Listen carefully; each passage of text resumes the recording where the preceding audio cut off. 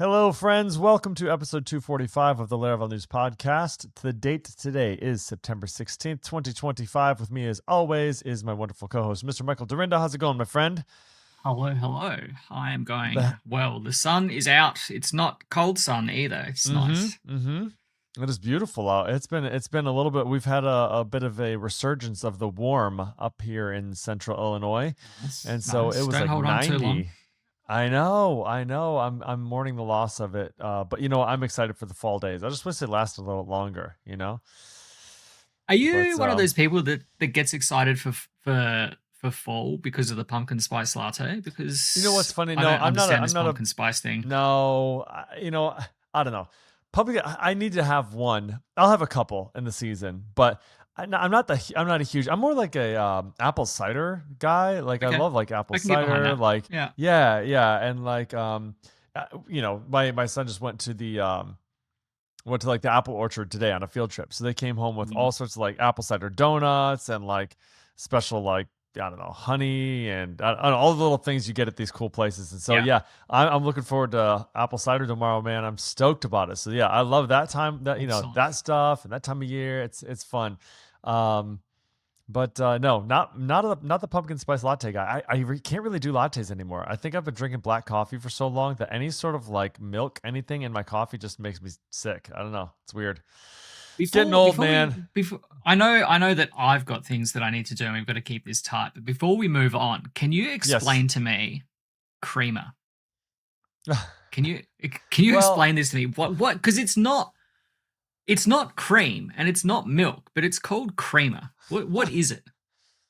I mean, honestly, it's a good question. It's just like flavoring. Honestly, it's more what it is than anything. I think like I'm with you. Like and maybe that's what it is. Maybe creamer makes me sick. I don't know. Maybe like regular milk doesn't make me sick, but like I don't like creamer. Like flavored coffee, totally fine. But creamer, yeah, it comes in this massive jug and it's like people pour like it feels like half coffee, half creamer. It's disgusting. And it's like literally you're drinking creamer with a little bit of coffee. I don't know. I can't do it. Okay. Sure. Just give me the black stuff. I'm good. I'm good to go. Sounds amazing. Anyway, all right, folks. Well, hey, it is that time of year. Wonderful time of year for fall. For those of you who are joining from the U.S. side of things, and for those of you who are joining from the Australia or the Southern Hemisphere side of things, happy spring. And we'll get down to it, friends. Here we go. We do not have any releases this week, which is a little bit odd, but we're going to move on anyway. So no releases this week. So sorry. But we do have plenty of news packages and tutorials. So let's start with the news. So Bifrost, the Bifrost is about to open is the title of this first one by Simon Hamp. The Bifrost, if you remember, I think it's a Marvel thing, right? The Bifrost. It's I don't know if it's Marvel specific or if it's Norse mythology in general, but it's the gateway between there you go. Between Asgard and Earth. So with that being said, Bifrost is the hosted build service for native PHP. So this officially launched Tuesday, September 9th. So what is it exactly? With Bifrost, you can compile those native PHP apps that you've been writing for iOS and Android just by pushing to GitHub, and then you can distribute them to the Apple Store and the Google Play Store for testing. Here's why this is important. Have you ever tried to do this yourself? It is a massive pain in the neck. There's a lot to it, yeah. I've done it before, but it is not fun. And every time I had to do it, I had to go look at all my documentation that I wrote from the previous time, and it's out of date, and I have to install some new Gradle image garbage like for Android stuff.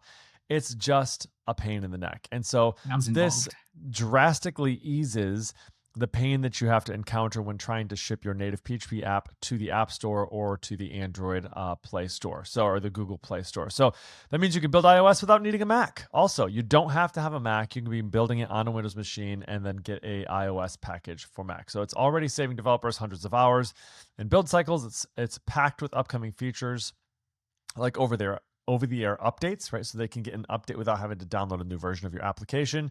Automated workflows, desktop app support, and more. So every subscription to Bifrost comes with a free native PHP for mobile license. So if you're into the ecosystem, you're in for Bifrost. They're saying, you know what, we'll give you the mobile license for free so you can start building right away. What's more, the team is actually committing to using those funds that they're that they're getting from Bifrost subscriptions to offset the cost of maintaining and supporting native PHP so that they can eventually make native PHP free for everyone. So the idea is we're going to do away with the licensing for native PHP once we can build enough revenue with Bifrost. So it's available to everybody, and then Bifrost is just the paid portion of the product so that they can use that, and then native PHP can be used by anybody, regardless of if you're using Bifrost or not. So that's an initiative we can all get behind, I think, right? We definitely want to fund that. If you're using native PHP, you should definitely be checking out Bifrost. The amount of hours it's going to save you in development time and the amount of frustration it's going to save you is definitely going to be worth it. So go check that out. You can find it at, let me see, it is at bifrost.nativephp.com. Check it out. Very cool. Laravel launches Laravel Learn with 2 free mini courses. So Laravel has introduced a new learning hub that features these 2 free courses, including a refreshed Laravel bootcamp and a new PHP fundamentals track. The original bootcamp helped many developers take their first steps with Laravel, but it was deprecated earlier this year when the new starter kits were shipped in February. Laravel Learn is the next iteration. It is updated, streamlined, and designed to welcome new developers into the ecosystem, both PHP as a whole and Laravel in the specific. The Laravel Bootcamp is a mini course taught by Josh Siri, and the course walks absolute beginners from a blank slate to a deployed application using Laravel directly without introducing view layer choices like Livewire or Inertia. It is focused on essentials so newcomers can build confidence quickly.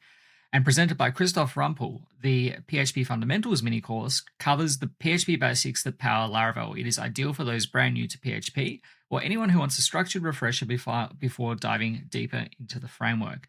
You can watch these on the website at learn.laravel.com to get progress tracking and lesson-by-lesson navigation. There is no login required, or on YouTube, available as a full-length video for those that prefer to watch it end-to-end. It is a gentle on-ramp for those who want to ship something real without any early complexity, like mentioned before, the choices of Livewire or Inertia or React and Vue. It is an ecosystem entry point. The PHP Fundamentals course will lower the barrier for developers coming from other languages. There are flexible formats either on the website or as a single YouTube video, whichever suits your learning style. And Laravel does remain a close partner with Laracast, and the Laravel Learn platform is not intended to replace it. So we'll have links to all of that for you in the show notes if you are new or you want a refresher or you just want to see what the Laravel DevRel team has been working on. Absolutely. I'm super excited about this. It's perfect timing. I have a new developer starting tomorrow. So guess what he's doing for his first week? He is going to be just going through the learn.laravel.com stuff. So I'm sure we'll be able to give lots of really good feedback. And then, of course, as mentioned, he will be jumping right into Laracasts directly following that. So certainly still have our Laracast subscription, tons of valuable stuff in there that our junior developers are learning from on a weekly basis. But excited to give this one a run and see how it goes. So it'll be fun. We're going to move into the package section of things. We've got yet another access control management package for Laravel. This one called Porter, and it's being touted as being lightweight. So Porter is a lightweight, blazing fast Laravel role-based access control package created by Hassan Ibrahim, which treats roles as domain business logic rather than database abstractions. So full honesty here, I've been looking at this for about 5 minutes. And so it's a little bit of a trick. There is a twist on this, it feels like. I'm going to read a little bit of it. I'm going to try and understand exactly what the twist is and try to explain it to you. But Porter's core concept emphasizes that any model can be considered assignable or rollable. And then there's a roster that defines the access control relationship between them. So what I mean by that is you can assign a role to a model for a user. For example, if I have a project, a model that is a project, and then I have a user, I can say Porter assign this user to this project as an admin. So I have a relationship between those two, not based on like a user ID owns this particular thing, but I can assign a role between those two, and then that roster defines that relationship there. So then I can say, checking the user's role, user has role on, here's the model, project, and then admin. That's the check. Do they have the role on that particular model? And then, of course, you can remove a role. You can change the role. They also have interactive artisan commands that allow you to create role classes. So it could be maybe we have an admin and a manager, and we have a a frontline worker or something like that. So they have these role classes that are then defined as well. So that's what it means when it says they consider these classes to be domain business logic rather than simply a record in the database. There is a class that says, here's the name of the role. They all extend this base role. Here's this level. Here's a description. And then you can also integrate those with your Laravel models by using the can be assigned to entity trait or receives role assignments traits. If you're looking for a library that handles this would be a good one. A couple others that we would suggest would be Bouncer by Joseph Silber. And then, of course, you have Spassy's Laravel permissions package as well. All three of these definitely worth checking out. And if you're interested in these sorts of things, we're actually talking about this on our other podcast as well, North Meets South. We've recently undergone a huge shift on basically all of my company's internal applications. So if you're curious about hearing about that journey, we'd love to see you over there as well. All right, that's that one.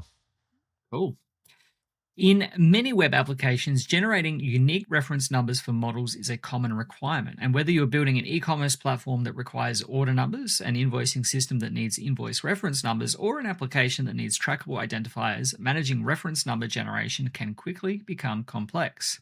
The Referenceable package is one created by Mohammed Saeed that helps to solve this challenge by enabling the generation of customizable model reference numbers with flexible formats and comprehensive configuration options. The main features of the package include the ability to generate from multiple strategies, whether that be random, sequential, or template-based reference generation. It is highly configurable. There is extensive configuration options for prefixes, suffixes, separators, and more. There is a template system that allows you to use placeholders like year, month, sequence, and random for complex formats. There is an auto-incrementing sequence with reset options that are either daily, monthly, or yearly. There is validation and verification. There is collision handling, multi-tenancy support, artisan commands for management and maintenance, and it is performance optimized with caching, batch processing, and database transactions. The package is easily created. What are we doing here? We can say that the system will allow users to submit requests for status letters at a university, and you can create a migration that contains a column to store the reference number, and then you create a model and specify how you want to create the reference numbers using the supplied has reference trait. You then provide a reference column, a reference strategy, and a reference template and prefix.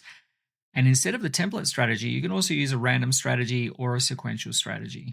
Configuring your references can also be done globally instead of on a per model basis. So you can stop wrestling with messy reference number generation in Laravel. The package itself will give you professional order numbers, invoice IDs, and tracking codes with just a few lines of configuration. Shout out to Mohammed for this one. We'll have links to that in the show notes. This is good in those situations, invoices and things like that. But realistically, anywhere where you want to have a public-facing or a user-facing reference number, especially if you're doing invoicing, you might want to prefix it with a code that references a specific user or a company or something like that. So shout out to Mohammed. Check that one out. Yeah, Mohammed Saeed, for those of you who do not know, was Laravel employee number 1. So Mohammed is definitely a highly talented and discerning and very concerned with nicely built APIs. So this is definitely going to be a great library. And I'm sure it encapsulates all of the best practices that you would come across when trying to generate these reference numbers. I know we've had to do this not too long ago, actually, and it was super annoying to do this. And so this is a really, really well written. It seems like it has all the features you would possibly want inside of a package specifically built to handle this. So Mohammed Saeed, definitely give that one a look. Okay. Simple XML converter package for PHP. If you happen to be one of the poor souls, myself included, who has to deal with XML on a regular basis, this is a great package for you to take a look at. Novak Eurosevic provides a simple helper to convert XML data into JSON and PHP arrays. So given an XML string, you can use either of the two methods provided here, XML to JSON or XML to array. They take in as the first argument the actual XML string itself. There's a few options as far as if you want it to return as an object or what have you. And then as a last argument to it, you can pass in an XSD file. So this is like the schema, if you will, that is what the XML is supposed to adhere to. So it's optional. You don't have to pass that last argument. You can, of course, just convert : XML to array and just pass the string and it'll handle that as well. They give a couple examples of all of the options being used. If you do not pass that schema path, it says it will, if you pass a blank string, it will enable DTD validation, right? Which is what we talked about, that validation to make sure that the schema is in fact in line with the XML that's coming through. So it's a pretty simple package, really. It only consists of a single PHP class that you can use to convert this XML. And although it defines a Laravel service provider, the methods for converting data are static. And so this should be used directly with the convert class. So there are a list of main features here. I feel like we've covered most of them. The only thing I would call out on this is that there is error handling, robust error handling for this as well. So definitely check that one out. If you happen to use XML on a regular basis, there is also, by the way, if you need an XML package with read and write functionality, another one to take a look at that we've covered before here on the show is XML Wrangler, which I believe is built by Sam Carey as well, who writes Saloon. So yeah, another option there, another good option. So both good choices. Yeah. Beam is a feature flags library for the front end that is powered by Laravel Pennant. It features a lightweight footprint with a simple promise-based API and great TypeScript types, and also features first-class React hooks and Vue composables. Does what it says on the tin. Beam also supports scope and extra dependencies that trigger a refetch when changed. We're light on the details, but very code heavy in examples. But it's a simple matter of including the use feature flag from the library, whether you're using React or Vue, and then checking the status of that feature flag and then conditionally displaying something in your Vue code. You can get started with the library by reading the Beam documentation. The source code is available on GitHub, and the front-end library works in tandem with the Pennant Beam Composer dependency. We'll have links to all of that for you in the show notes. Yeah, I did look at this earlier this week, and I'm trying to remember exactly how this was or what it was that was interesting to me. So essentially, similar to how we have the route status or the route helper in Blade, and that's really nice, or we have it in controllers and things like that, which is wonderful. We all desired this, I need to be able to get to these named routes in the front end, and Ziggy originally filled that hole, and now Wayfinder is filling that hole, right?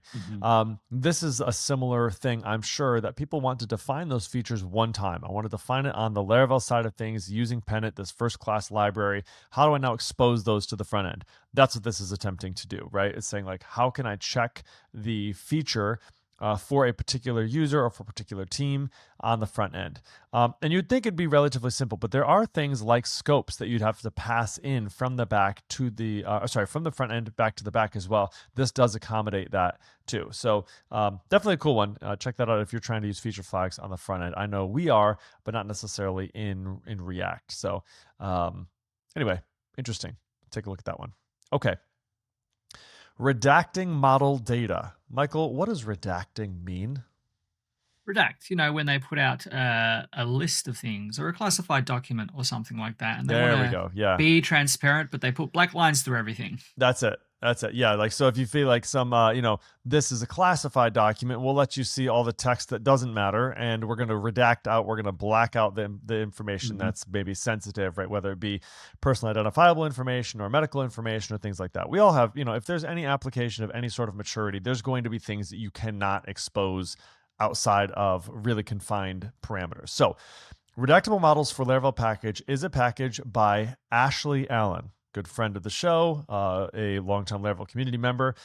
This allows you to redact, obfuscate, or mask data in your Laravel models. So here's the sort of pull quote.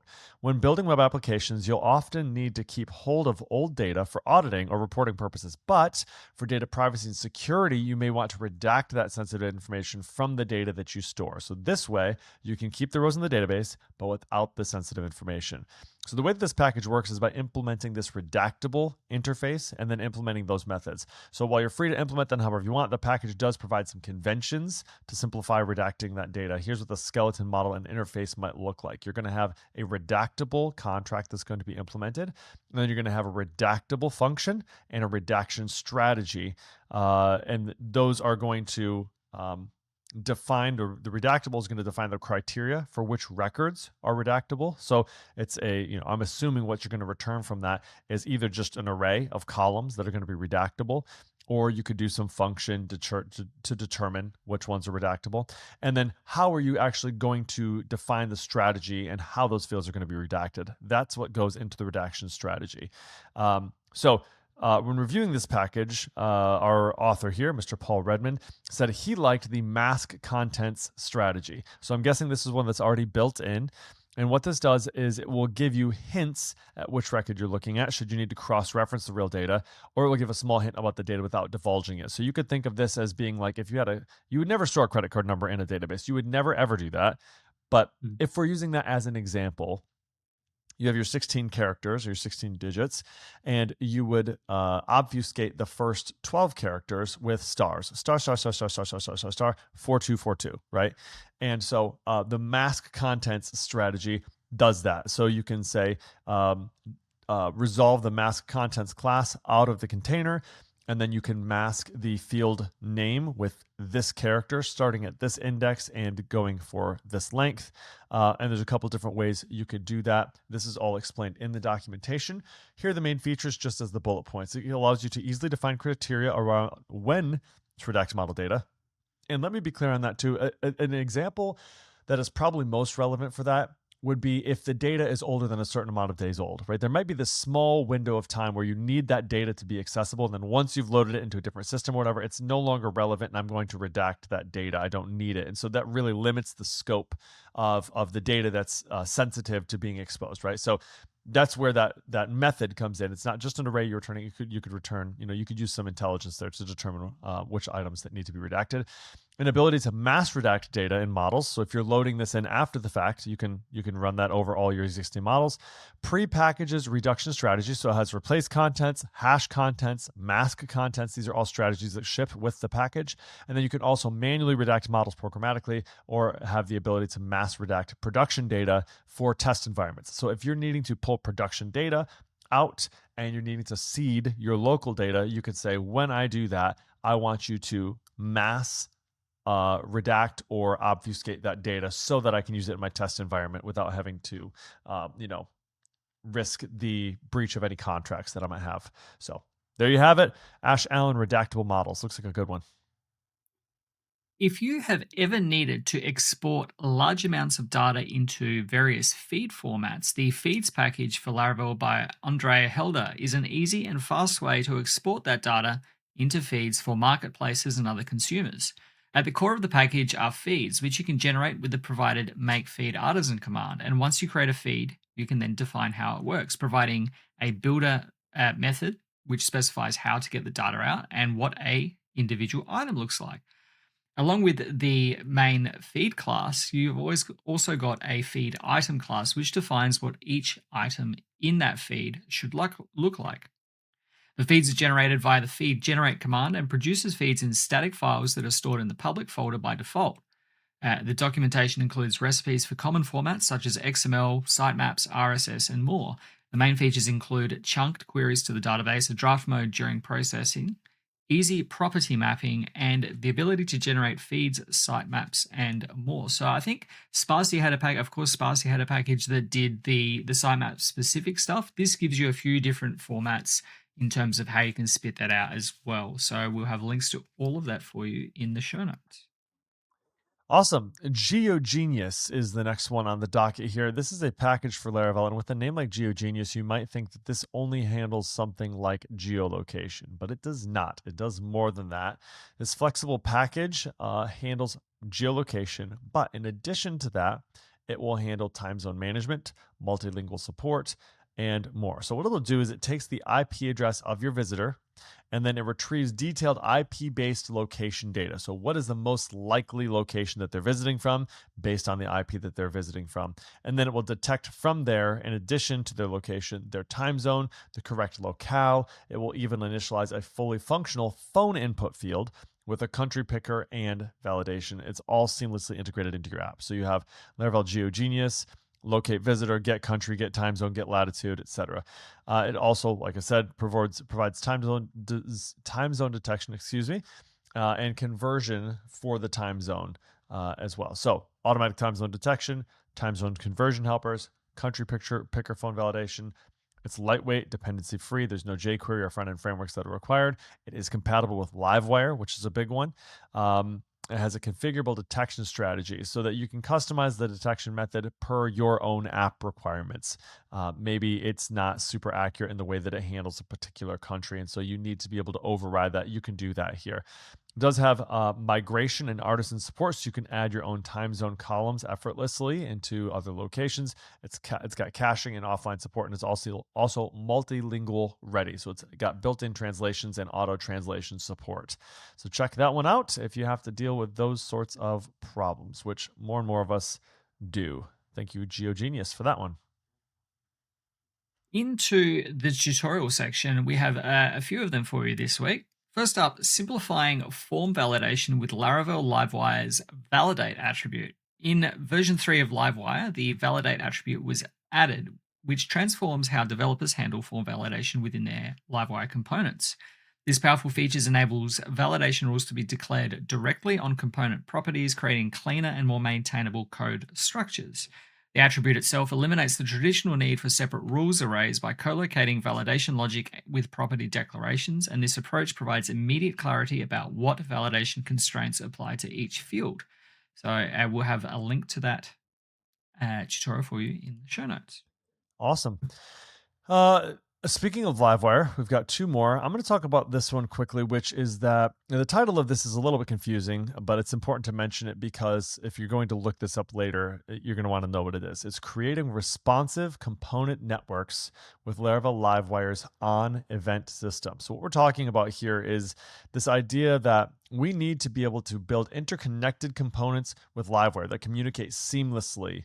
And this is really essential in like any modern web application. So thankfully, Livewire provides this sophisticated event-driven architecture. And because it's Caleb who wrote it, you know it's going to be done elegantly. And it is. This is using PHP attributes, an on attribute that ships with Laravel. And all you have to do is state the name of the event that's going to be coming through, and Livewire will listen for that event that's going to be dispatched on your server side, and then it can react to that event that's coming in. So, for example, if you had a method called increment count, you would above that increment count have # on notification added event. You would then increment your unread count by 1, for example. So if on the back end, you have a new notification that comes in, you update your database notification, and you fire this notification added on the front end without the user having to refresh the page, it's going to see that that notification added event has been triggered.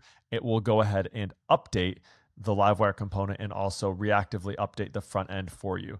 This is really handy if it's coming from the server side. However, there is also the ability to integrate with webhooks not webhooks. There's also the ability to be able to hook into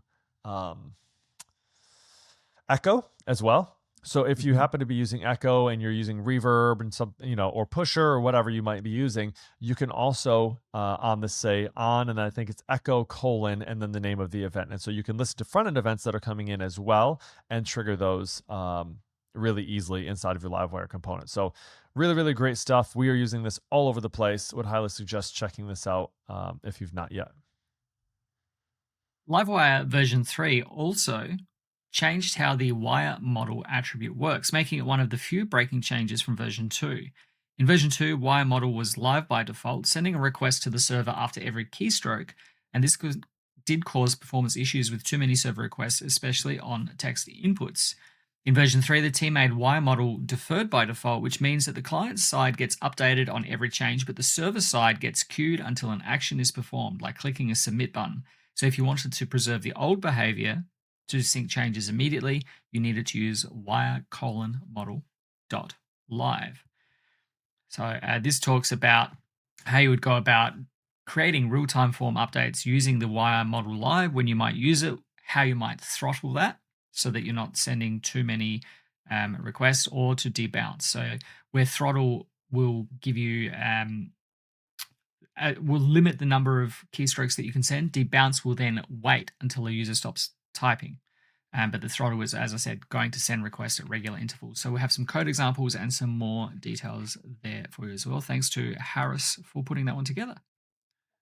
Awesome. We're going to talk about Scramble real quick. We've talked about this a couple times before. We happen to be using this ourselves. It is really good. I just got a notification that my Scramble Pro license needs to be renewed. I will definitely be doing that. We've had a previous article on Laravel News talking about documenting API requests, but this specific article here is about documenting your API responses. This can be one of the trickier parts of building an API with Laravel because it's really easy for your documentation to become outdated, right? You have another developer that's on the team. They don't know what they're supposed to do as far as the documentation is concerned. And so they update a response and all of a sudden your API documentation is out of date. So how does Scramble solve this? Well, it's a modern API document generator that solves these problems not by looking at manual annotations that have been placed in your models, but it uses static code analysis, of course it does, to generate accurate API responses that stay in sync with the code base. So they attempt to minimize the manual work by using things that they're aware of inside of the Laravel framework. This is custom built for Laravel. A common approach is to return an API resource. You can also just return models, it's aware of that, or resource collections are also supported as well. When you return a JSON response, Scramble has you covered on that as well, as long as the type of the response data can be inferred from that. File downloads, stream JSON responses, event streams, all those things are also handled. If you are needing to do this, if you are needing to document your API, I would highly suggest Scramble. Again, this is one of two articles. The first one being how do you document your requests? This one being how do you document your responses? It's comprehensive and it is super easy. There isn't an easier one out there. I've tried them all and this is the best one I've found. So I would highly suggest this one if you're looking to solve that problem. All right, into the framework reminders here. I think we've got two. The first one being on using Laravel's enhanced Fluent objects and direction iteration support. So Laravel's Fluent class now supports direct iteration through the iterable contract implementation, which streamlines for each loops and eliminates unnecessary method calls. And the second framework reminder we have here is preventing race conditions with Laravel's atomic cache locks. The concurrent operations in distributed systems often create challenging scenarios where multiple processes attempt to modify shared resources simultaneously, and Laravel's cache lock provides an elegant solution for implementing atomic locks that ensure exclusive access to critical code sections across multiple servers and worker processes. So we'll have links to both of those articles for you in the show notes. Awesome, folks. I think that brings us to the end of our show. Episode 245 was We've got this two videos as well. Do we? I missed it. Oh, I forgot about the videos. I'm so sorry. Harris has put so much work. Harris Fruftopoulos has put a bunch of work into these videos and has done a great job with them. The first one is stop repeating query logic. So this is about advanced query scopes and how you can make your scopes code more readable as well as reusable. This is episode 2, and then episode 1 was building a flexible reporting system with collections and scopes. So they're about 15 minutes is what you're looking at. They're really well done. And he's done, actually, I'm sorry. And this is episode 2 and 3. We talked about episode 1 last week, my mistake. This is episode 2 and 3. The reporting system that he's creating here becomes the foundation for the comprehensive testing strategies that he's going to be bringing along in episode 4. And then later, he's going to be talking about real-time dashboards and optimization of the things he's introduced in these first couple videos. So you should definitely check these out. Well produced, well done. Harris Fruftopoulos, great contributor here and great partner on the Laravel News team. Okay, that wraps us up. Episode 245, folks. Thanks for hanging out with us. Podcast.laravel-news.com/245 if you're looking for show notes. If you like the show, we'd really appreciate it if you'd rate it up in your podcatcher of choice. That'd be amazing. We'd love to hear from you on Twitter, on X, on Blue Sky, wherever you want to find us, at Michael Dorinda, at Jacob Bennett, or at Laravel News. Folks, until next time, it's been a pleasure. We'll see ya.